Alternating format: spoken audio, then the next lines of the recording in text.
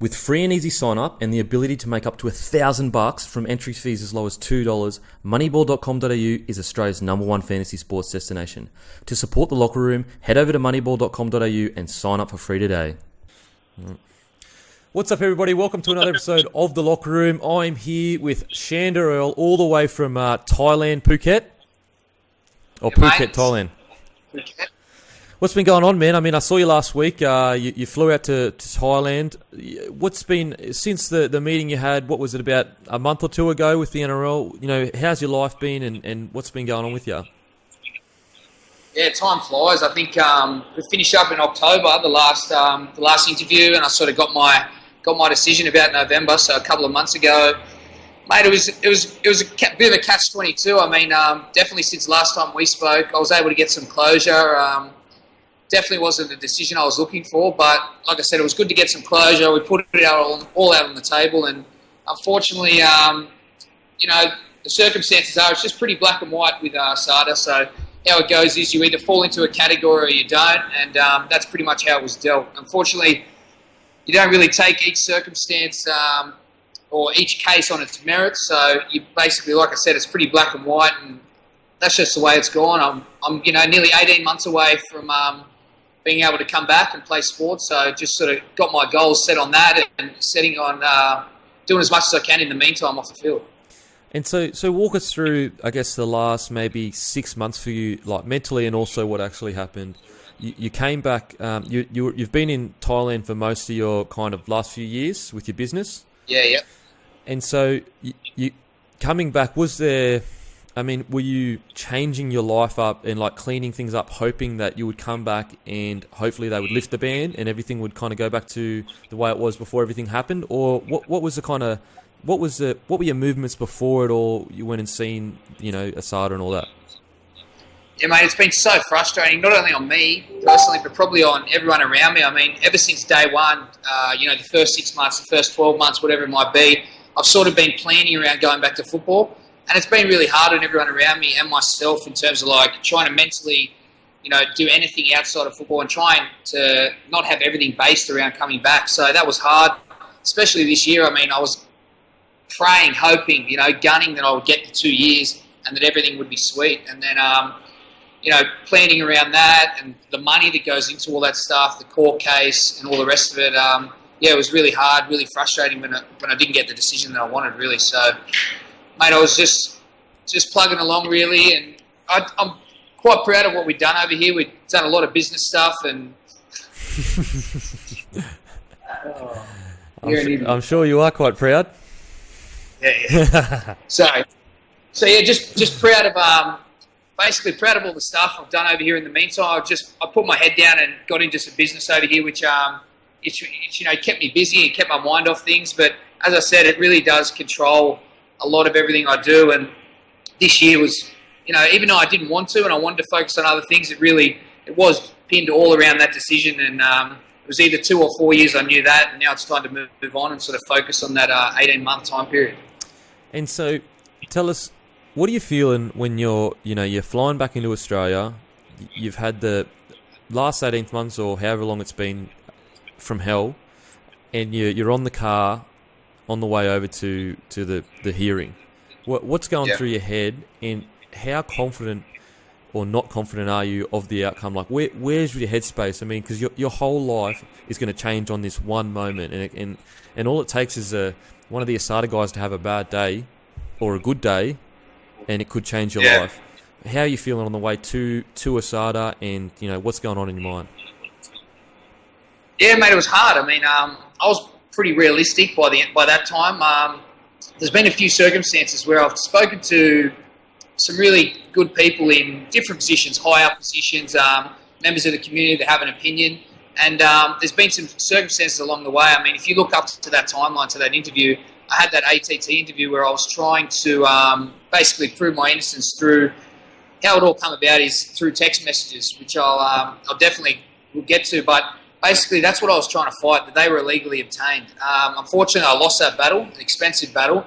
And, there's been a few things along the way now where I've spoken to people in a position that are able to offer some advice and thought that definitely should have gone another way. So things like that, and the real frustration with the NRL, the fact that that interview was scheduled for 4 months every month and just wasn't able to tie it up. I mean, I was booking flights, and the considerations just weren't there. And as you say, I'm on the way to the interview, and I'm thinking, I'm praying, hoping for 2 years, but I'm being realistic and just telling myself, it's a dream, and it's just not going to happen. And there are a few things that maybe we could have done better in terms of myself and my team going into it, but at the end of the day, the decision was made, I believe, and that's just how it went on the day. Do you think that if you had, let's say you had unlimited money, would that change the outcome, do you think? Like, as in, if you could fight things on a higher level and, I guess, use the system to your advantage, do you reckon that would have changed much? Yeah, definitely. And it's not just a case of saying, like, trying to cry poor and saying, if I had more money, I'd be in a better position, like anyone would be fighting a case. But there's points along the way that ATT decision I talk about, when I lost, it's like, do you want to go to the federal court and fight that? Now, you go there and it's a really good chance of winning, but that's another $100,000. Like, I'm already $100,000 down from doing ASADA interviews, and, any financial gain I might have made previously was all gone on lawyers. And then to say, how much of a fight can I have? Yep. Even getting to the point, when I got to the point of doing this interview, now to get my lawyers to come and do this interview, you're looking at another $20,000. It's like, that's just got to be coughed up. There's no choice. You've got to make a decision. It was literally a decision. Do I turn up to this interview and have a crack, and after this whole 2 years, or can I afford to put another $20,000 in? So things like that. What I had to do was seek by the NRL to dip into my retirement fund. So that's gone now, just so I could have the interview. So I used that retirement fund money just to get the interview. I seeked help from different sources, but within the community and the association and things like that. But no one was able to offer help. So that's another step you just have to take. Financially, there would have been things along the way that I could have done and would have improved my position. Some people say maybe staying in Australia would have helped as well, but it's all in hindsight, you know what I mean? Yeah, and I guess it's very easy for someone to say, stay in Australia. Like, they're not the one actually going through all the shit. They're not the one that's just had their whole life turned upside down, Yeah. So let's go, I guess, let's go all the way back to the start. August, now that you've got 4 years, you've got the longest kind of ban that they can give you, and I guess I'm sure there would be a small part of you that was hoping, if I just play the right cards, do the right thing, play ball by the NRL, that will increase my chances of having a lesser ban. So now that it's all kind of said and done, let's go all the way back to when it started, and essentially let's just get it, like, what happened and how did it all exactly happen, and everything that kind of happened from then until now. Let's get it all out on the table and say, like, obviously you don't have to if you don't want to, but yeah, I'd love to hear the uncensored version of whatever happened.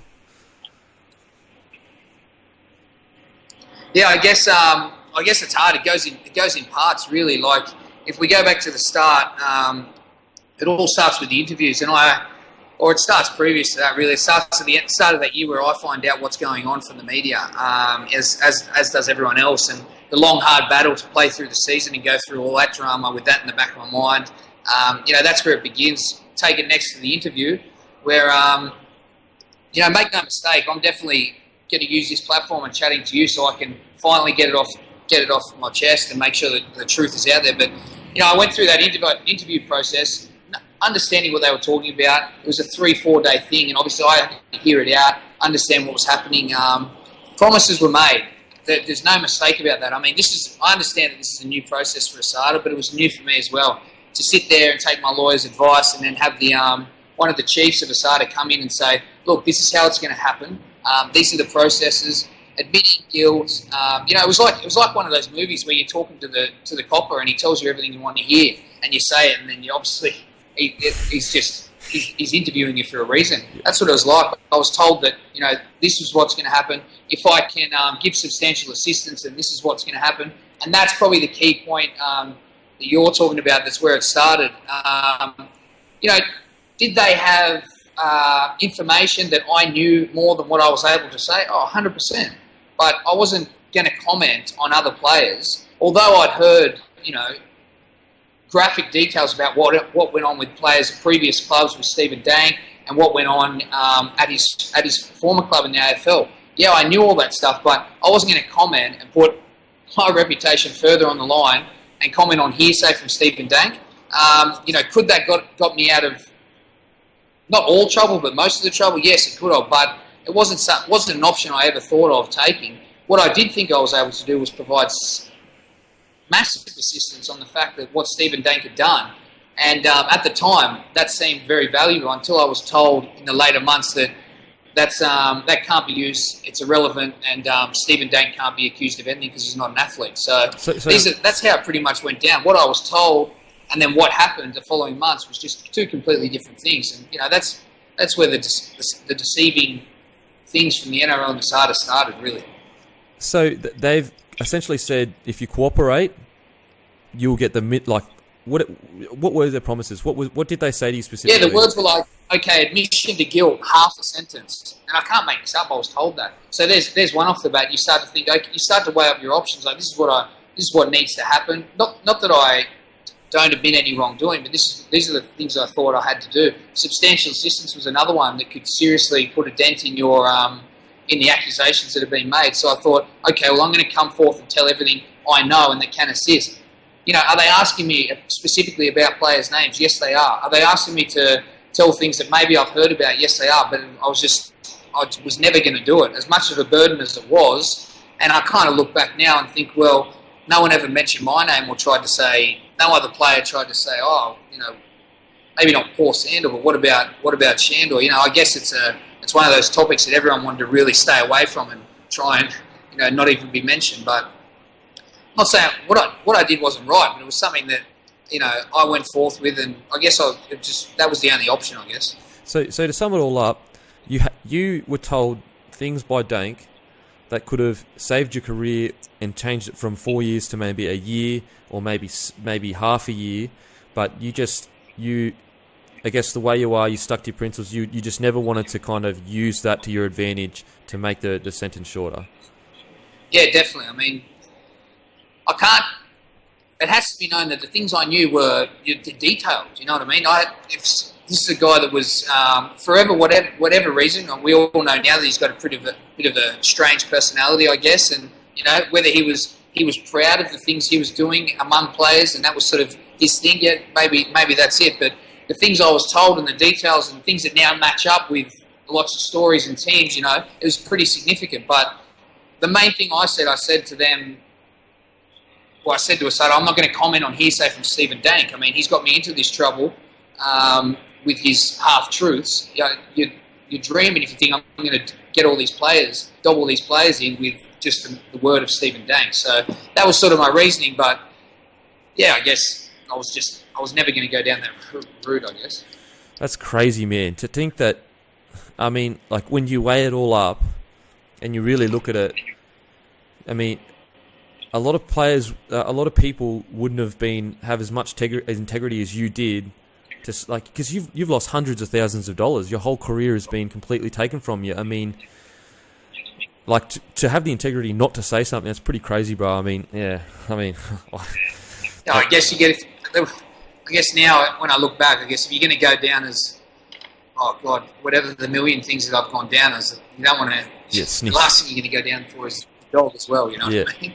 But yeah, like I said, it's significant details on all the former clubs that have been in trouble. Essendon, Sharks, whatever players, and yeah, it just wasn't something I was going to do, and I'd like to think that the other guys in the same boat wouldn't do the same. Was it hard to sit there and you're watching the news and you're seeing different kind of things, different kind of bans being given out, and different people saying this and saying Shandor's case is different or whatever? Was there ever times when you just want to say, like, do you understand? Like, I really could have gotten out of this if I wanted to, but like, I mean, that would have been crazy for you inside. Like, I would have been like wanting to shit. Like, you know what I mean? Like, was it hard, frustrating? Yeah, I know what you mean. It's a part of it. It's definitely a part of it I think about. When you mention other teams and things, like I've always said, I'm happy that anyone gets as minimum ban as possible. People are in different circumstances to me, from the get-go with Dank anyway. I'm in an injury, it's not that we're not talking about performance or anything like that. For other guys, maybe that circumstance is different. But at the end of the day, this guy came in, made promises, made truths. People put trust in the club and people in a higher position. And, they're just as much to blame as the players. So if the players can get a minimum, sentence or suspension, then I'm all for that. But, yeah, looking back at things like that where, I could have got a reduced sentence if I went down a different angle or maybe shut my mouth or all the rest of it. Not that I am regret any decisions I've made, but, yeah, it burns a little bit. Oh man, from just a personal opinion, that's all going to come back around to you. Some people believe in karma and all that kind of stuff, but I got a huge respect for you that you were able to. I mean, you lost so much, and you never ever once were like, "Hey, wait a second, this happened here or this happened there." That takes a lot of a lot of guts, brother. What's with the? There was always this talk of Sandor's case is different to the Sharks case. Yeah. And I never understood I never understood what the difference was because I didn't really dig into it, and it wasn't I was just kind of to be honest, I think that it's more on the doctors. It's more the doctor's fault than it is the player's fault. But that's a different argument. Yeah. So walk us through what differentiated your case to Cronulla's case. Yeah, I guess the big thing that's always gone on, and literally this is the first time I've spoken about it, basically wanted to have a chat about it just to sort of clear the air, make sure this is the last sort of step to making sure that everyone knows the truth and then can move on and focus on the future. But, it's the trafficking. So the trafficking thing's been mentioned from the start. It started when, they were saying that I transported the peptides that I was going to use from Dank to the doctor. The whole time I've kept quiet. This wasn't a topic that we were willing to discuss because it was quite a serious step in me reducing my sentence. So nor me nor the lawyers or anyone was able to discuss it with the public or the media. So going through that, we got to the point where obviously now everything's done and dusted, and basically the trafficking situation falls back on that's what differs me to everyone else, and I've always said that. Now the trafficking refers to what happened it refers to the text messages. Now I understand most people don't really have an understanding. Why did he get 4 years? What was the trafficking? Other things have been tossed up, all these substances including steroids and growth hormone and things like that. So where this comes from is basically lives with a friend, which is public knowledge. The text messages were obtained, what I believe to be illegally anyway, at customs. So the phone was taken, things were downloaded, and that contributed to this case. It gets pretty crazy when we're talking about the Australian Crime Commission was involved and all this stuff. It's pretty mental. So how did his phone get taken? Trafficking basically. What's that? So how did his phone get taken? Walk us through that. How did they take his phone and what did they do? Well, the phone was taken from a friend's phone, and basically discussions on that included myself and Dank and myself and a friend and what other relations, and that's basically the basis of the evidence that they used. And within those text messages, the trafficking refers solely to this. What would happen is, I have to kind of paint a picture in a way. As much as I don't want to claim innocence in what I've done or try and make it sound any less worse than it was. I'm not a young guy, but a young average bloke with normal mates outside of football, and this was definitely the circumstance in that time where I was living, who I was hanging out with, whatever. And I'm sure maybe some people can even relate that are going to watch the show. So basically, the friend of mine was able to obtain, normal things like that people would go to the gym and use, your everyday person. I'm sure you know yourself, whether they are using steroids to improve their performance or whatever, you know what I mean? So if I had a friend that might message me and say, such and such wants this, and I'd say to, my mate can get that, blah, blah, blah. This is as far as it went. This is as far as it went, a text message of me saying, my mate can get that for you, blah, blah, blah. And there was no handling, there was no money exchange. And this is where the problem for me was the whole time. The fact that I've been, the first time was I'm pronounced as a drug dealer and all this stuff. So this is as far as it goes. I didn't handle anything. I didn't make any money off anything. And basically, this is what I was trying to fight the whole time. I just couldn't get my head around the fact that I would miss 4 years of my career and my life for, having this minor role that had nothing to do with athletes, had nothing to do with the sport or changing the integrity of the sport. And this is the problem I've had the whole time. I've explained to some, when I talk to personal friends, I'm like, this is just a normal friend of mine that I've got involved with via a text message in a really low level. And unfortunately, the technical terms of trafficking, that falls me into attempted trafficking, whatever my involvement. And that's how I end up with the 4-year ban for a trafficking. Wait a sec. So let me get this straight. A mate messaged you and said, can you get this? And you said, oh yeah, my mate can. And then they took care of it all, as in you had nothing more to do with it. And, yes. And they say that you were trafficking drugs.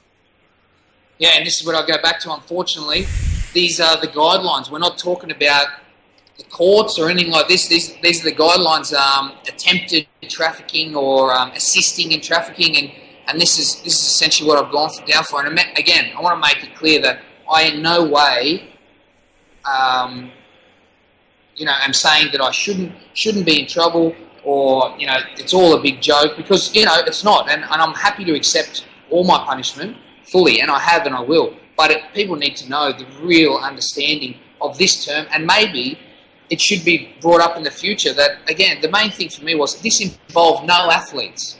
This was not bringing the game into disrepute. This was not bringing any sport into a drama. In hindsight, do I look back and think, well, hang on, was there a moment where I thought, what am I doing?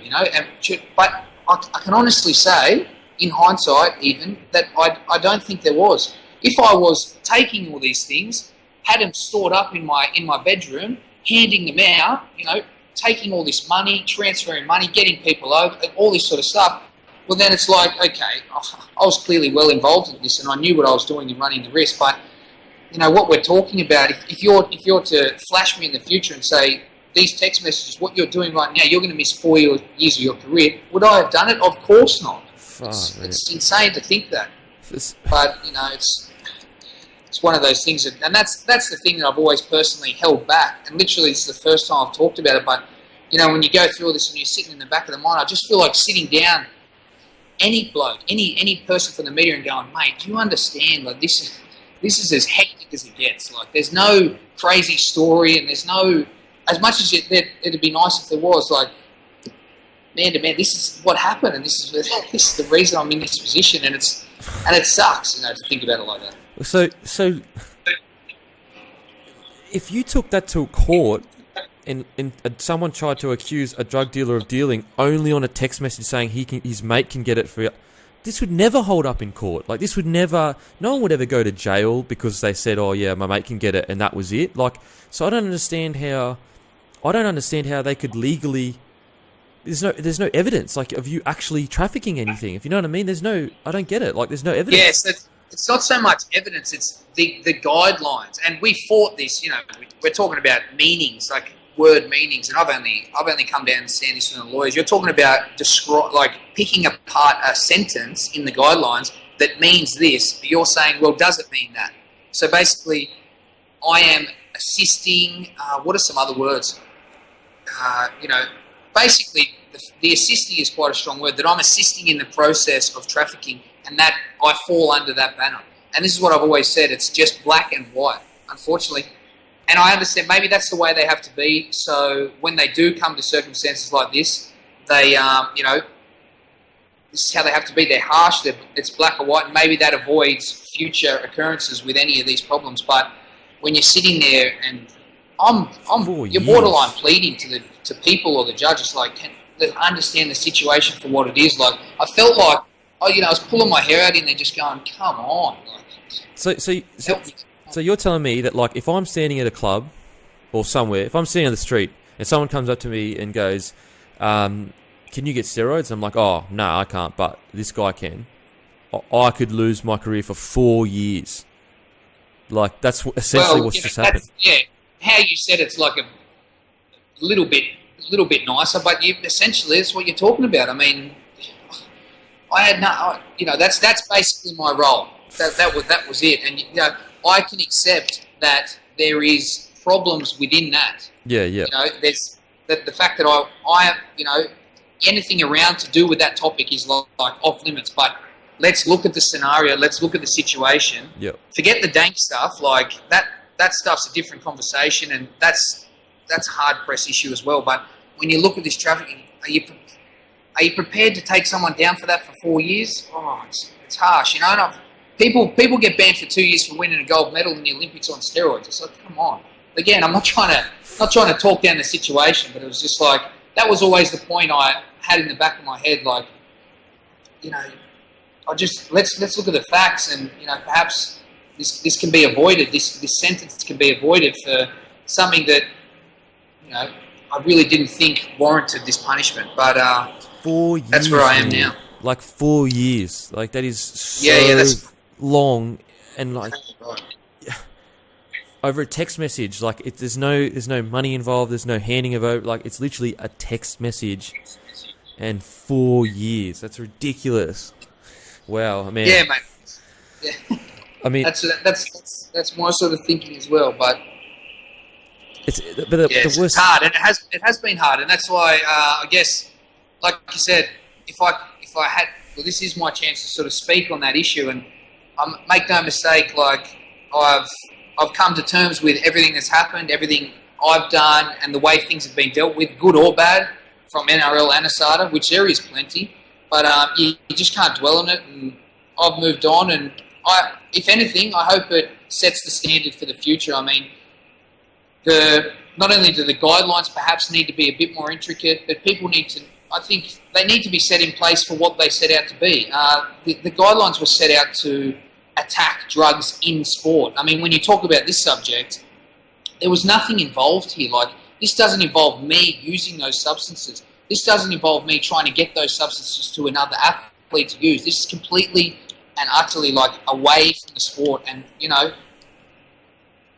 should there be some sort of punishment for my, me being naive and knowing, well, this is totally off topic. Like, if someone texts me, don't even look at it. But okay, that's great in hindsight. Maybe I'll cop something for that. But to think that the 4 year, and they were pushing for more, ban for that, it was on the cards. That was what would eat me apart. Every time it would come up. With free and easy sign up and the ability to make up to $1,000 from entry fees as low as $2, moneyball.com.au is Australia's #1 fantasy sports destination. To support the locker room, head over to moneyball.com.au and sign up for free today. Man, that is crazy. I mean, like, you've had the integrity to stay quiet this whole time. I mean, with this piece, when you saw, newspapers saying drug dealer and headlines saying this and all that kind of stuff, I mean, even your 60 Minutes interview, you couldn't really express what really had happened. How hard was it to watch all these people have these judgments about you, and yet you had this very simple truth that was nowhere near the picture they painted was that you were actually trying to sell peptides or whatever to other athletes, and yet all it was a message from someone else and you saying, yes, my mate can get that, and the message, the two people involved were average normal people that don't play sport professionally. Yeah, mate, it's hard. I mean, this is one of those. This is one of those things. I mean, it's only just recently, me and yourself were speaking about it with Mitchell Pearson, coming back into that whirlwind of media. It's like that's what you're having to deal with. If you do anything wrong, it's going to sell a paper, and you're going to cop the backwind of that, and everyone jumping on the bandwagon. And there was a lot of it. That interview I did with Channel 9 put a dent in it and gave it sort of humanised it a little bit, and people were sort of like, oh, whoa, this is, now we've got a different opinion. And now again, I'm hoping, nearly 3 years on, 2.5 years plus, people can get a further understanding and just realise that basically I just hope it's avoided for the future. I mean, it is what it is. The 4 years can't be taken back, and there's been a lot of good things said as well, a lot of good support from people that I appreciate, and, I guess they would have liked a different judgment, as would I. But it is what it is now, and it's not going to change anything in the NRL or ASADA's eyes or anything like that. But the truth is the truth, and I just hope. Yeah, it is disappointing the actual facts and what happened, but I guess I just hope it can be avoided in the future. And so, has anyone tried to, I guess, get in contact with the NRL, or like, I mean, because there's even a more new CEO now, because was it Dave Smith that was a CEO when you were?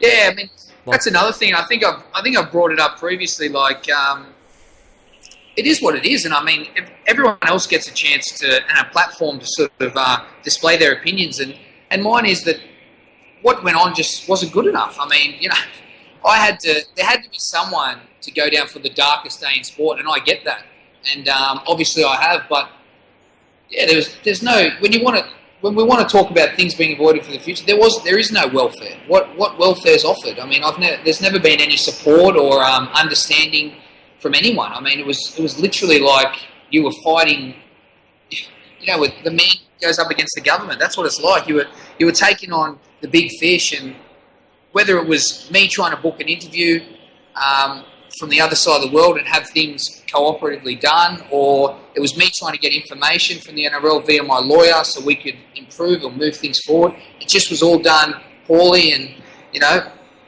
it's fine to say, yeah, I dealt with things well and all the rest of it, but maybe someone else wouldn't have dealt with things as good as I did in my position, and who knows what could have happened. There's no welfare or understanding offered, so that's another thing that's disappointing and needs to be looked at. I'm happy for myself to be picked apart and everything I did, but what about the other side? Who's going to pick that apart? You know what I mean? Yeah, and also, I mean, you're a young guy with such a dramatic thing happening in your life. You would think that they would at least... There's things that are more important than rugby league, you know what I mean? Like, they could have at least like put out a hand to you, whatever welfare they could have offered you to handle this mentally, even though, let's say you did everything the worst. Let's say you were on steroids every single time you ran out in the field. Even if that was the case, you would still want to make sure a young man's mental health is good when this is all going down. Did they ever reach out and help you with that, or was it just like... No, not at all. And I mean, that's a big problem. And you know just as well as I do. I wouldn't.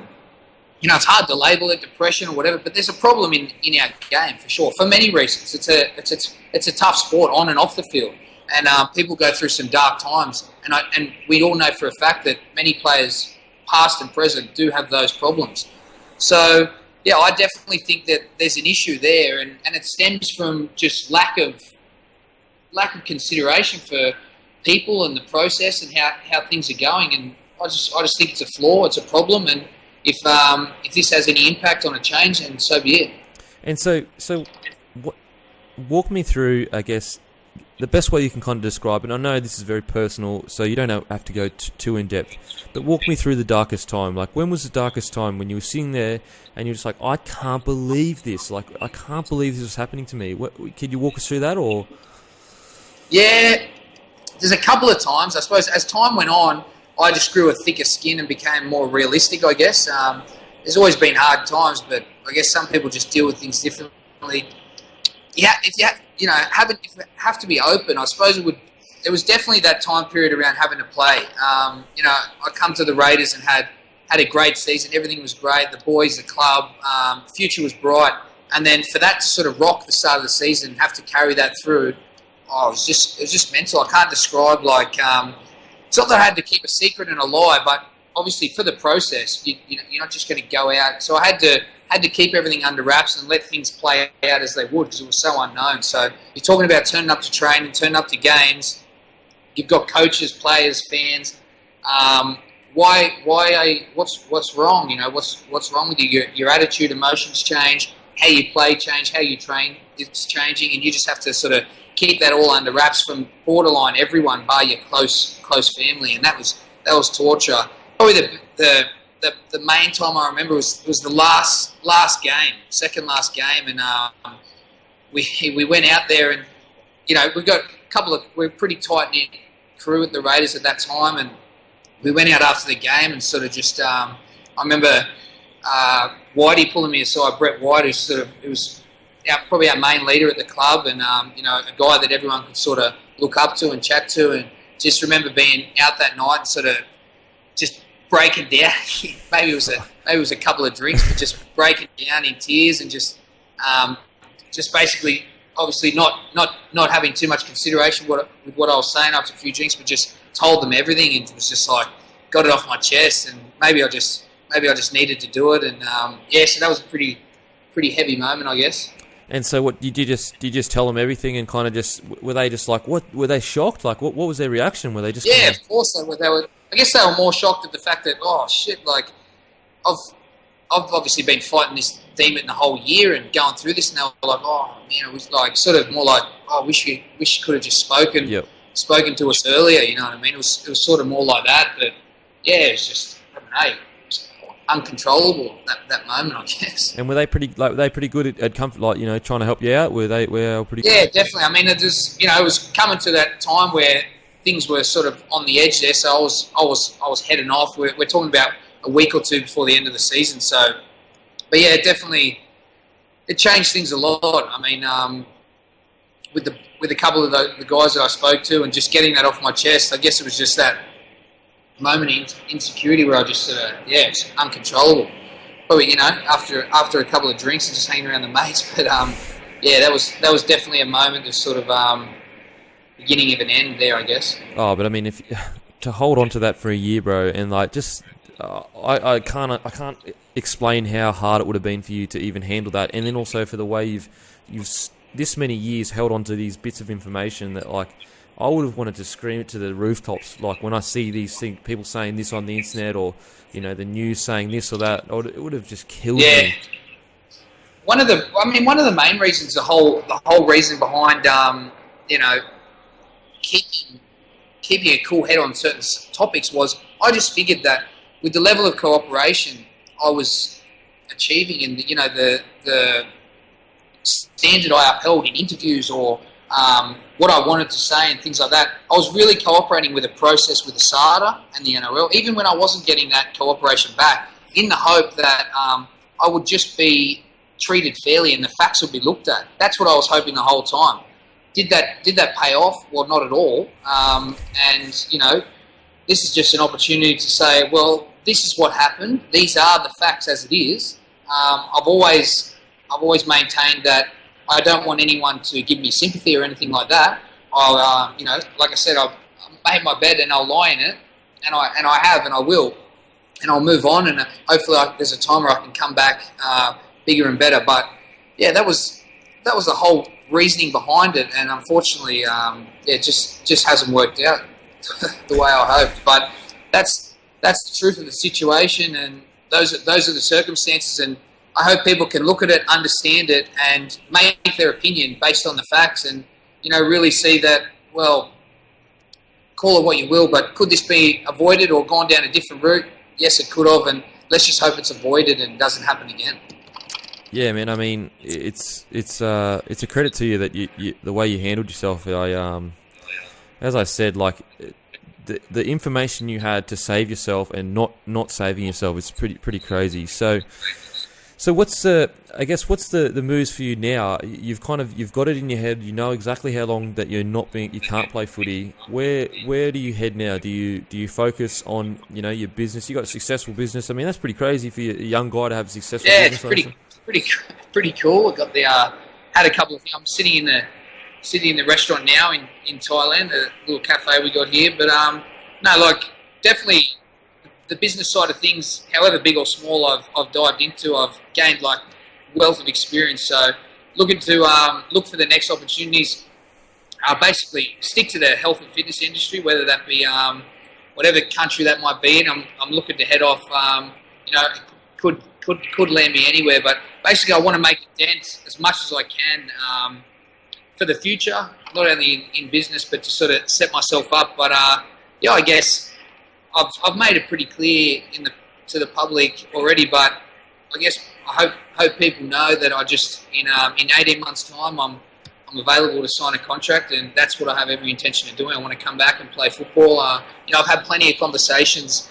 You should worry about other stuff. You should, there's plenty of other stuff out there, but I guess people don't really understand that coming back to footy probably wouldn't be. Wouldn't have the intentions it did before. It wouldn't be all about money or my position in the game or anything like that. It's basically me doing it for myself, my family, my partner, my supporters, and everyone who's cared or offered any sort of support. You know what I mean? I want to come back and I want to go out on my own terms, and I want to shake things up and really have a good year and go out on a good note. You know, this isn't the last way I want to be remembered with footy. And so, is it kind of mentally for you right now? Is it like it's done? Like now you've finally let out all the information. You finally let everyone know exactly what has happened. You know, you've taken responsibility for the wrong things you did do. You've let everyone know how it all came about, what the facts are of the case. Is this kind of like, you know, you close the door to that and move forward now, or? Yeah, definitely. I mean, I got a bit of closure probably around that interview, and really had to move on with things. And yeah, like I said, I've got that time period now to look forward to, and it gives me I can sort of create a timeline around what I want to do. And like I said, I want to see as much as I can, do as much as I can in that time period, try and really set myself up, and then head back to footy. I've got loads of interest, whether it's in the health and fitness industry or you know, now probably heading back into footy. I'll definitely be watching it a bit closer, and you know, hopefully stay involved in the game as much as possible up until that time. And just on a I guess changing kind of gears, what would be something that if you could change one thing in the NRL tomorrow, what would it be? Change one thing in the NRL. Oh. It can be off field, it can be on field. You know, it can be anything really, like the way everything works, or what would be? Yeah. It's a tough one. There's probably a few things. There's definitely, I think there's something to be looked at in terms of, I don't know if you would call it the path to the NRL, but what goes on around outside of the 17 players that get to play first grade every week. There's got to be a lack in system or understanding there. I mean, we've both been in the position of being, you know, whether it's in and out of first grade or whatever that might be, but is it done right from the young age of trying to get to first grade, and when you're not playing first grade? Yeah, I don't think so. I think that's where a lot of the problems probably come in. You know, you've got guys who might be in and out and plod along for 4 or 5 years. People have to understand that it does consume your life. So if that's the facts, is there enough set up for people to transition out of football? You know, like I said, when you're not that top 17, what's going on? Are you have you got enough going on in your life that if football doesn't work out, that you have another route or you have another path? Well, I don't think so. I don't know if that's anyone's fault, but I think that's something that could definitely be looked at. Oh, I know, and I think we've had a conversation. What were we doing when we played football? I mean, I made no use of my time, mate. Look, we were, you know, I was training a couple of hours a day like I do now, and I'd end up just sitting with the boys chatting or at a cafe, or, you know, spending my money carelessly. So it's funny to look back and think, mate, what was I doing, or what I could do different when I hadn't played. Oh, and I would have trained so much harder as well. Like my nutrition would have been perfect. My sleep, my stretching, my everything. I would have done extra sessions. Everything. Like, oh man, I was but you know, that's young. But yeah, I totally agree with you. I think that that second tier of first graders, they're just not looked after whatsoever. Like, if the salary cap increases, the salary cap only increases for the top dudes. It doesn't increase for the dudes like the battlers down the bottom. That, you know, like when I was playing, I made my debut and I played 4 games. I was on $25,000. Like, what the a year? You know, like, so. And it's all right. Like, it's all right getting to that point when you get to first grade and then you make money, but you don't just get there. It doesn't just happen overnight. There's years of earning nothing or whatever it may be in that circumstance, and then you know, maybe people don't get that. It's like they only see the bright lights when you're there, but it's like it's everything around that needs to be considered, and at least have pass for the boys who want to go a different direction. You know, as you know, there's a lot more to life. I think that a good system would be, I don't know how much money they would have, but it's like whoever is retiring and has maybe played first grade for longer than 5 years or something, or like been in the first grade system for 5 years, you know, you set aside a certain amount and maybe they get paid a wage for maybe a year or 6 months or 2 years to give them a chance to find something else instead of just like, see ya. That's it. Well, I know they have that system in, I've learned about it in France actually, and in America, where there's sort of a payout for retirement there that goes on continuously. So I think something needs to be done, and just some consideration for guys who have put their whole life into rugby league and have made that the priority. There needs to be a little bit more help there, or a bit of a better path. And when you look back on rugby league, what's the positive memory you think of? You know, when you think rugby league in your career, you know, I know you would have a lot of negative, I guess, attachments to the whole kind of thing. What's a positive thing you think of?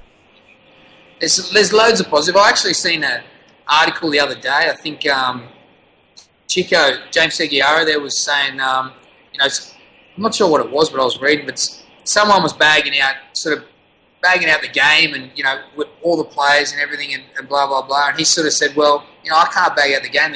It's given me a lot. You know, we talk about maybe how unfair the NRL is, or how they do things isn't right. But at the end of the day, like, I started playing at 4 years old, and it did realistically give me everything I know. So I'm super grateful for that. But you talk about times like probably going to the Raiders was like a blessing in disguise after being out for 10 months from 2 shoulder reconstructions, going there and just into an awesome young team and striking a good friendship up with Fergo, and just you know, it was just awesome to sort of get the most out of your football and feel like, oh, this is what I've been trying to do for all these years, and just sort of your dream come true. So there's lots of stuff I'll look back at, you know, the core of most of my mates and all the rest of it, just sort of living a childhood dream. So I'm definitely grateful for all of that stuff. All right, brother. Well, I think that's I think that's it. I think we're all done. With free and easy sign up and the ability to make up to $1,000 from entry fees as low as $2, moneyball.com.au is Australia's #1 fantasy sports destination. To support the locker room, head over to moneyball.com.au and sign up for free today.